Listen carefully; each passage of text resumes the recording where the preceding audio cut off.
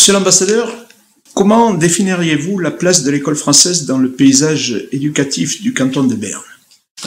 C'est une place évidemment modeste, pour commencer. Il ne faut pas avoir à cet égard d'illusions. L'école fait 130 élèves. À une ou deux unités près, je dois être dans le vrai.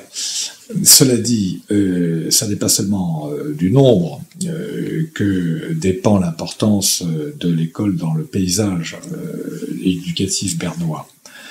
D'abord parce que les parents, les familles qui scolarisent leurs enfants dans cette école ont une surface en termes d'influence économique notamment importante.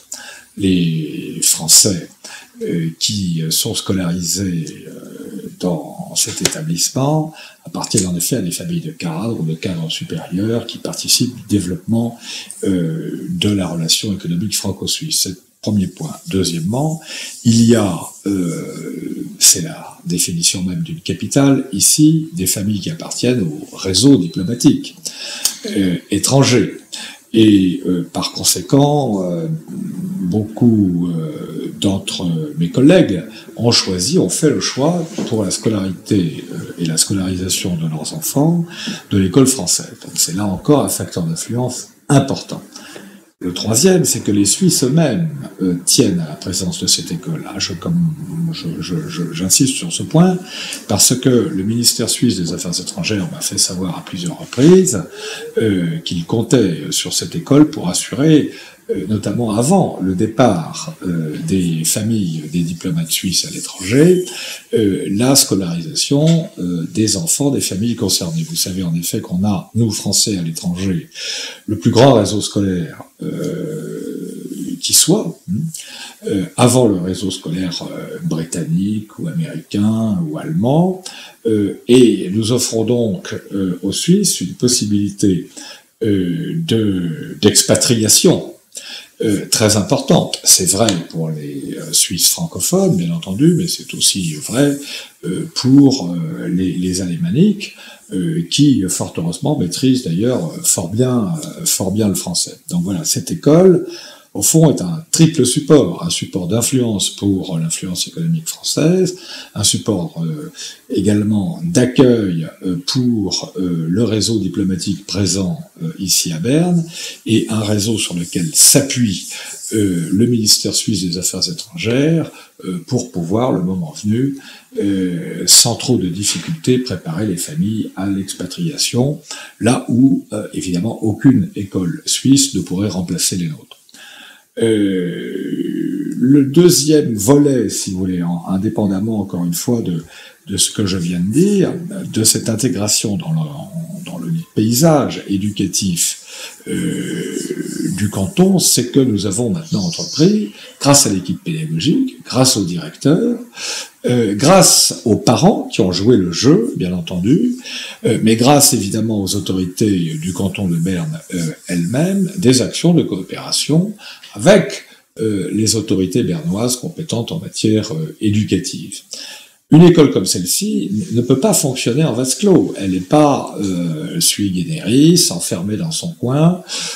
Elle ne peut vivre, être acceptée et rayonner que si les Suisses, à commencer par les autorités bernoises, mais les familles aussi, ont le sentiment qu'elle intègre bien les valeurs culturelles suisses et qu'elle est également porteuse des valeurs culturelles du canton.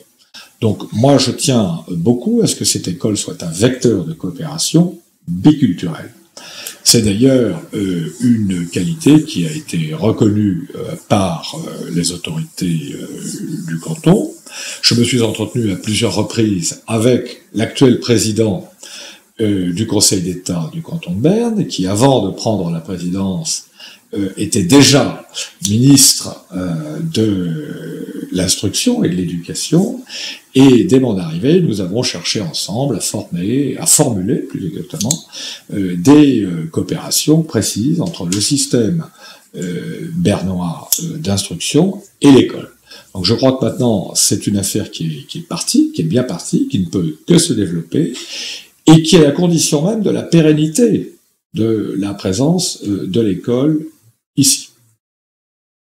Monsieur l'ambassadeur, cette année, l'école fête ses 50 ans, son demi-siècle. Quel message auriez-vous envie de lui envoyer? De terminer aussi heureusement son premier siècle qu'elle vient d'achever son premier demi-siècle. C'est une école qui réussit, qui a des projets, qui donc a déjà formé de nombreuses générations de jeunes Français, mais de jeunes Suisses aussi. Et donc à ce titre, elle a, semble-t-il, véritablement été l'un des acteurs de la relation franco-suisse depuis 50 ans. C'est quand même là un premier bilan qui me paraît très appréciable. Nous rencontrons en effet les anciens élèves de l'école dans l'appareil économique suisse, dans les entreprises françaises ici, mais aussi dans l'appareil du canton de Berne et quelquefois dans les grandes administrations de la Confédération. Donc l'école participe du dialogue franco-suisse, y compris de ce dialogue politique. Et je souhaite naturellement qu'il continue. Je souhaite même d'ailleurs que l'école puisse brasser davantage d'élèves au cours des années qui viennent. C'est là un très beau projet. Vous savez que nous accueillons les enfants depuis l'école maternelle jusqu'à la fin du premier cycle du secondaire. Alors, l'une des grandes réflexions que nous conduisons, et je crois qu'il faudra la conduire le moment venu aussi avec les autorités bernoises, c'est qu'est-ce qu'on fait jusqu'au baccalauréat, de façon à ce que l'école puisse rayonner jusqu'au seuil de l'université ou des grandes écoles techniques. C'est un projet qui sera porté par mon successeur, par mes successeurs, et qui donc nous donne du grain à moudre pour, disons, les 30 prochaines années. Monsieur l'ambassadeur, notre interview touche à sa fin. Je tenais en tant que directeur de cette école depuis un petit peu moins d'1 an, vous remercier de tout mon cœur pour toute l'accessibilité que vous avez pu avoir envers nous, envers moi en particulier. Chaque fois qu'il y a eu une problématique, vous avez toujours été là. Et je vous avoue que ça va droit au cœur. Ma dernière question, elle est toute simple. Cette année, nous fêtons les 50 ans. Comment voyez-vous l'école dans 10 ans de plus, c'est-à-dire lorsqu'elle aura 60 ans? Bon, je ne suis pas Madame Soleil, donc je peux difficilement voir les choses à aussi long terme. Cela dit, si vous voulez, si nous prolongeons quelques lignes sur lesquelles je suis particulièrement optimiste, on peut se faire une idée de ce que sera l'école d'ici une dizaine d'années. Le premier point, c'est que elle travaille maintenant la main dans la main, elle va le faire davantage encore dans les années qui viennent, avec le canton de Berne. Le canton de Berne, en effet, va participer financièrement, n'est-ce pas, à l'essor de l'école. Ce qui va lui donner la possibilité, en liaison avec l'équipe pédagogique et l'ambassade, de définir les modalités de cette coopération, de l'intégration, comme on le disait tout à l'heure, de l'école dans le paysage de l'instruction bernoise. Ça, c'est un facteur de développement très important. Et donc, à cet égard, j'imagine assez bien d'ici une dizaine d'années, une école mieux intégrée encore qu'elle ne l'est aujourd'hui dans le système éducatif bernois. Le deuxième point, c'est que grâce à l'aide que le canton de Berne va nous apporter, cette école va se moderniser. Elle a un charme que tout le monde lui reconnaît. Le bâtiment en bas de la résidence a participé de l'histoire de Berne. C'est un ancien moulin qui, encore une fois, n'est pas sans agrément. Mais cela dit, il porte beaucoup de contraintes. Il est étroit. L'école, d'ores et déjà, a loué à proximité des locaux pour pouvoir travailler normalement. Mais, encore une fois, grâce à l'aide financière qui va nous être apportée, l'école va pouvoir se moderniser.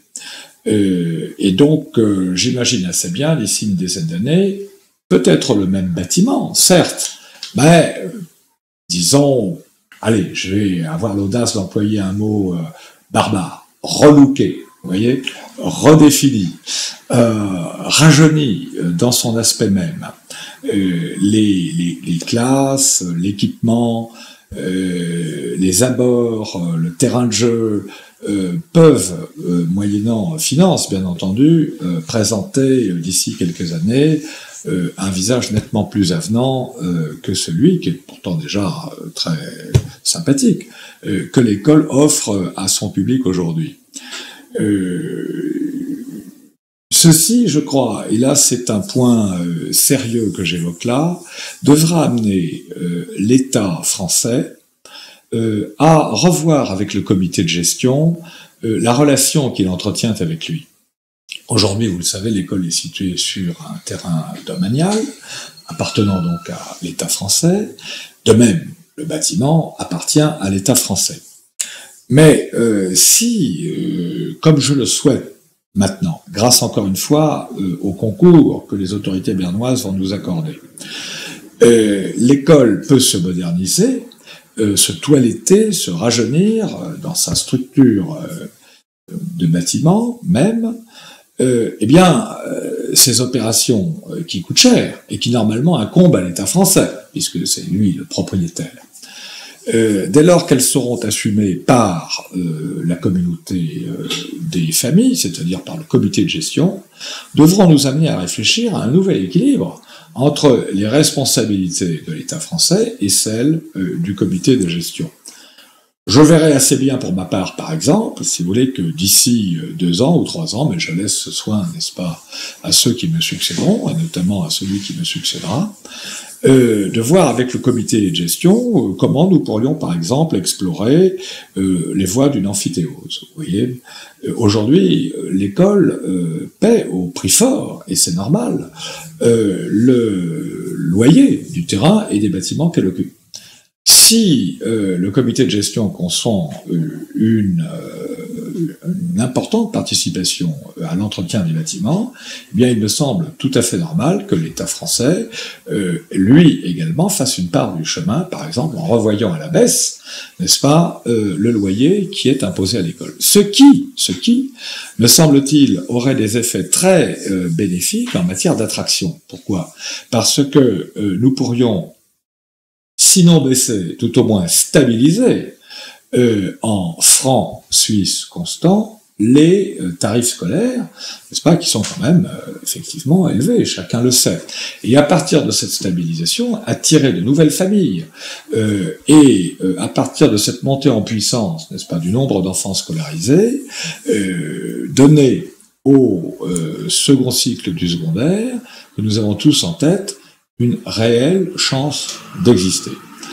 Alors ceci suppose que, bien sûr, en dehors du bâtiment que nous connaissons, des extensions se fassent à proximité, un peu sur le modèle de celles que nous connaissons aujourd'hui, mais je verrai assez bien, si vous voulez, grâce à cette, encore une fois, et je termine là-dessus, grâce à cette participation du canton de Berne, qui est très importante sur le plan financier, un rééquilibrage des responsabilités de l'État et du comité de gestion, rééquilibrage qui permettrait à toutes les parties d'y trouver leur compte, et à l'école de prendre un essor remarquable. Voilà comment je vois, si vous voulez, les évolutions, au moins, disons, sur les 4 ou 5 années qui viennent, à défaut des 10 années dont vous parliez tout à l'heure. Merci beaucoup, monsieur l'ambassadeur.